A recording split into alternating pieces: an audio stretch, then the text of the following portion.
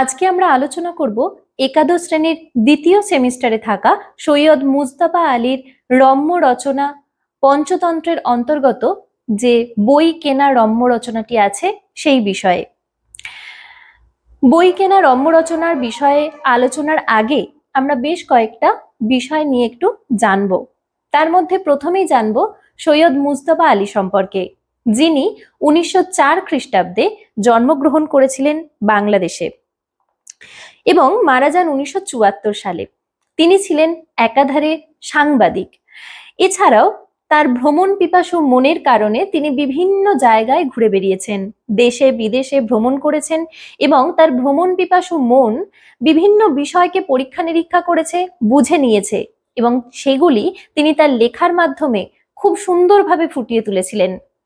তো সেখান থেকেই তিনি বিশেষভাবে উল্লেখযোগ্য হয়ে আছেন সাহিত্যে, বাংলা সাহিত্যে বিশেষভাবে স্মরণীয় হয়ে আছেন এই কারণে যে তার এই রম্য রচনাগুলির জন্য।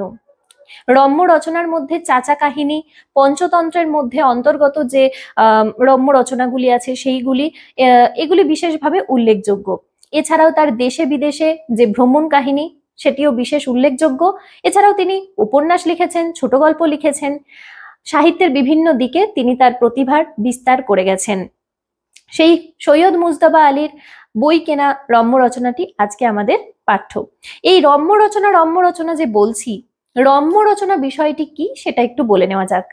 রম্য রচনা হলো এমন একটি সাহিত্যিক বিষয় যেটির মাধ্যমে কোনো বিষয়কে হালকাভাবে হাসির ছলে, মজার ছলে মানুষের কাছে উপস্থাপন করা হয়, যার মাধ্যমে একটি শিক্ষণীয় বার্তাও কিন্তু প্রেরণ করেন লেখক। তাকেই রম্য রচনা আমরা বলে থাকি। সমাজের বিভিন্ন বিষয়কে হালকা চালে, লঘু মেজাজে লেখা হয় এই রম্য রচনার মধ্যে। সেটা আমরা যখন পড়বো তখনই আমরা বুঝতে পারবো যে কেন রম্য রচনা বলা হচ্ছে। আরেকটি কথা উল্লেখযোগ্য যেটি বললাম, যে শিক্ষণীয় বার্তা থাকে এতে। সৈয়দ মুজতবা আলী এই বিষয়ে বিশেষ পারদর্শী ছিলেন এবং তিনি এই রম্য রচনা কিন্তু ভালোই লিখেছেন। বেশ অনেক রম্য রচনা তিনি লিখেছেন, তার মধ্যে থেকে আমাদের 3-4টি পাঠ্য আছে, তার মধ্যে আজকে আমরা বই কেনাটি পড়ব।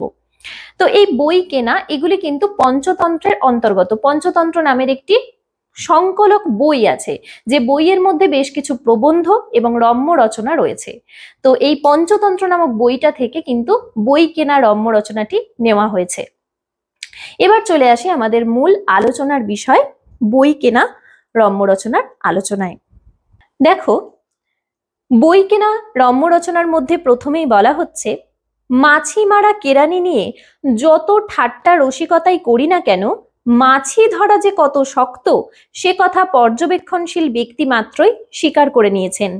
অর্থাৎ আমরা যে বলে থাকি মাছি মারা কেরানি, অর্থাৎ মাছি মারা কেরানি কেন বলি, যে এটা একটা প্রবাদ রয়েছে যে কোনো এক সময় একজন কেরানি মানে কি, তিনি তো কোনো কিছু দেখে দেখে লিখছেন বা সেটাকে কপি করছেন।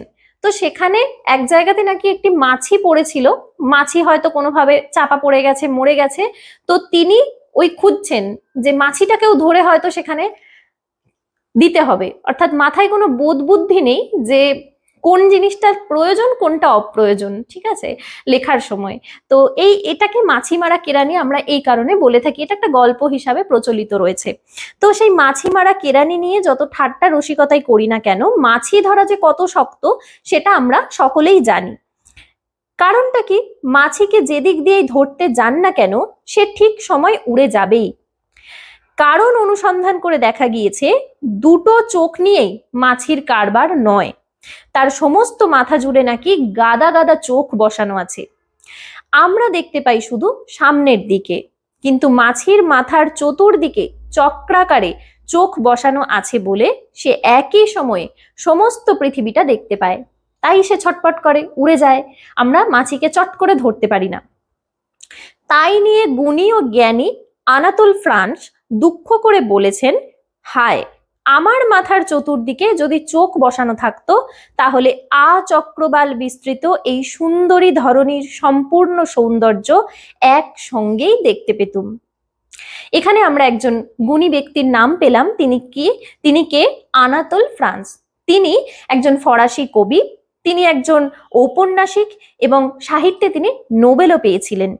এমন একজন গুণী মানুষ কি বলছেন যে আমার যদি চারদিকে চোখ থাকতো তাহলে আমি এই আচক্রবাল বিস্তৃত অর্থাৎ দিগন্ত বিস্তৃত যে পৃথিবী, মানে আমরা পৃথিবীকে যেরকম বলি যে দিক চক্রবাল অর্থাৎ দিগন্ত বিস্তৃত, সেই দিগন্ত বিস্তৃত সুন্দরী ধরনীর সম্পূর্ণ সৌন্দর্য একসঙ্গে দেখতে পেতুম।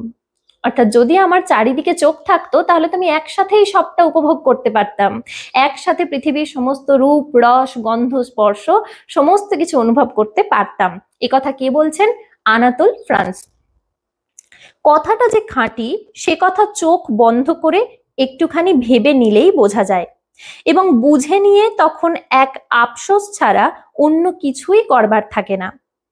কিন্তু এইখানে ফ্রান্সের সঙ্গে সাধারণ লোকের তফাৎ।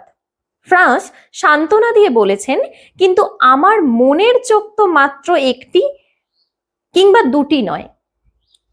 এখানে আনাতোল কি বলছেন যে তার মনের চোখ কিন্তু একটা বা দুটো নয়, তার মনের চোখ অনেক।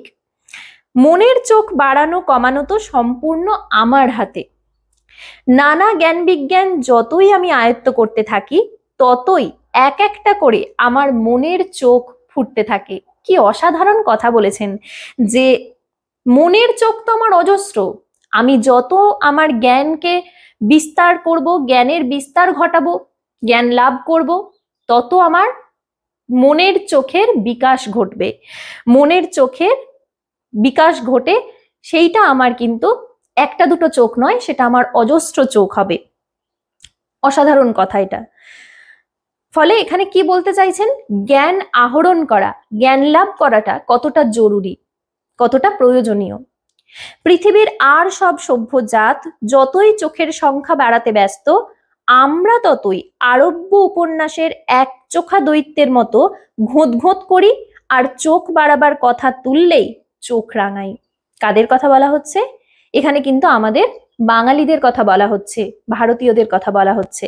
কি যে পৃথিবীর আর সমস্ত সভ্য জাতিরা যতই চোখের সংখ্যা বাড়াতে ব্যস্ত, চোখের সংখ্যা মানে কিন্তু আমাদের এই যে দৈহিক চোখের কথা সেটা কিন্তু বলা হচ্ছে না, শারীরিকভাবে যে আমাদের চোখ থাকে সেই চোখের কথা নয়, আমাদের জ্ঞানের চোখ, জ্ঞান চক্ষুর কথা বলা হচ্ছে। অর্থাৎ জ্ঞান পিপাসা পৃথিবীর আর সমস্ত সভ্য দেশ যতই বাড়াতে ব্যস্ত, আর আমরা কি করছি?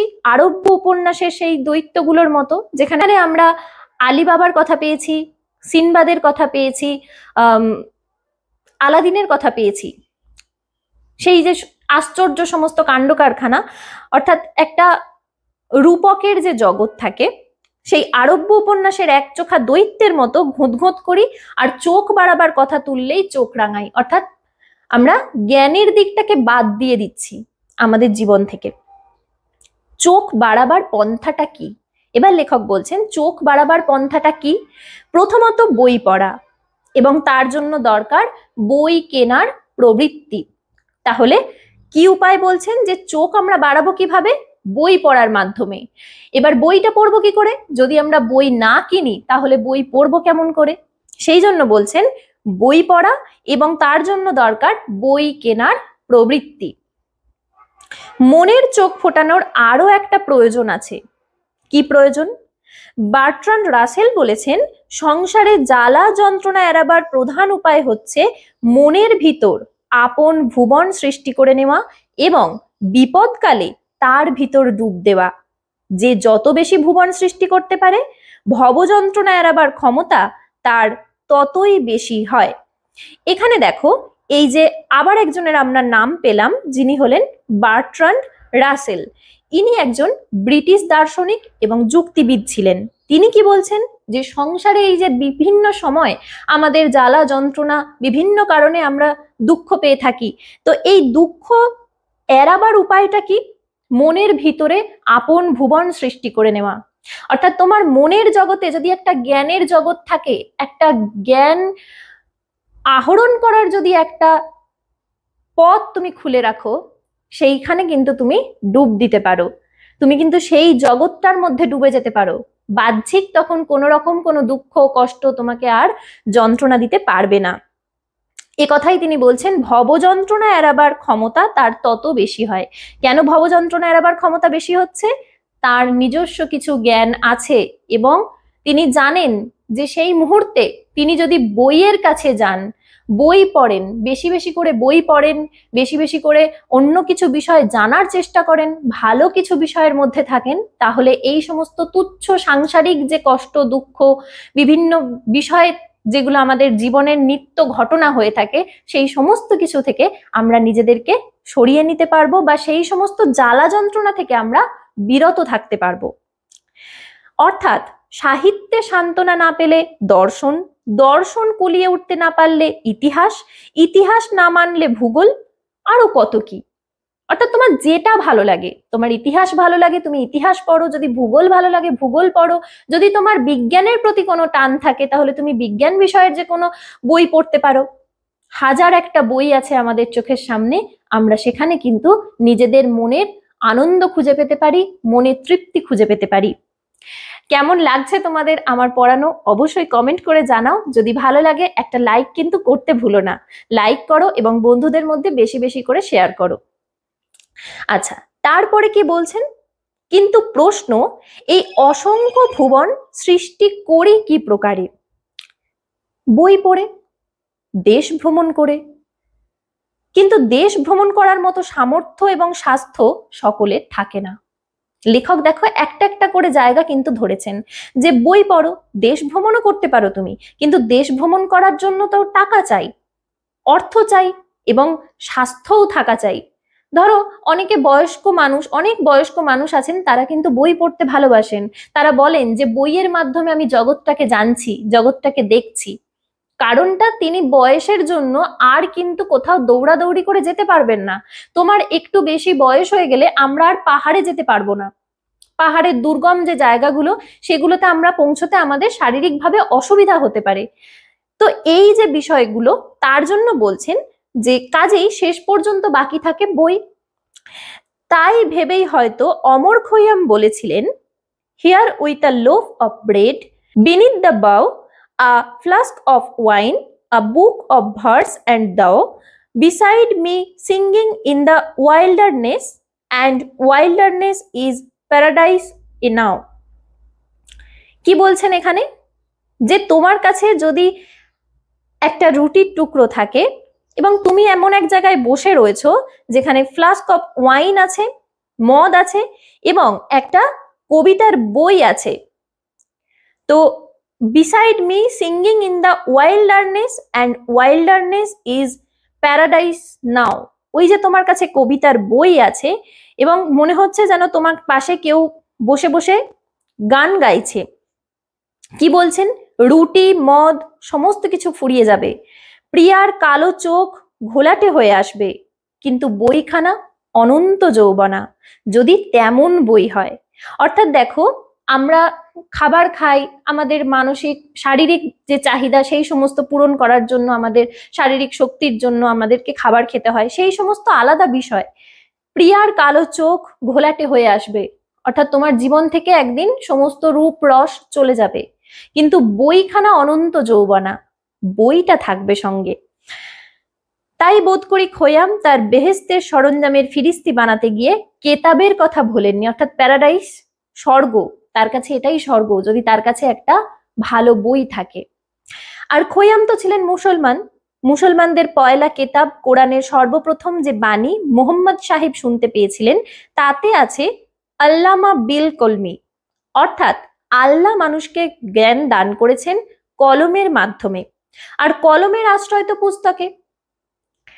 বাইবেল শব্দের অর্থ বই, বই পার এক্সেলেন্স, সর্বশ্রেষ্ঠ পুস্তক, দা বুক। যে দেবকে, এই বিষয়টা তো বোঝাই যাচ্ছে যে কি বলতে চাইছেন এখানে, যে কলমের মাধ্যমে মানুষকে জ্ঞানদান করা হচ্ছে। এবার কলমের মাধ্যমে কোথায় লেখা আছে, বইয়েতেই লেখা রয়েছে কলমের আশ্রয় হচ্ছে পুস্তক। যে দেবকে সর্বমঙ্গল কর্মের প্রারম্ভে বিঘ্ন হন্তা রূপে স্মরণ করতে হয়, তিনিই তো আমাদের বিরাটতম গ্রন্থ স্বহস্তে লেখার গুরুভার আপন স্কন্ধে তুলে নিয়েছিলেন। গণপতি গণ অর্থাৎ জনসাধারণের দেবতা, জনগণ যদি পুস্তকের সম্মান করতে না শেখে তবে তারা দেবভ্রষ্ট হবে। আজকে এই পর্যন্তই। কেমন লাগলো তোমাদের আমার এই আলোচনা অবশ্যই আমাকে কমেন্ট করে জানাও। যদি ভালো লাগে ভিডিওটি অবশ্যই বন্ধুদের মধ্যে বেশি বেশি করে শেয়ার করে দাও। আর যদি চ্যানেলে নতুন হও তাহলে সাবস্ক্রাইব করে পাশে থেকো। আজকের মতন এখানেই শেষ করছি। দেখা হবে পরবর্তী ভিডিওতে পরবর্তী আলোচনার অংশ নিয়ে। ততক্ষণ পর্যন্ত সকলে ভালো থেকো, সুস্থ থেকো।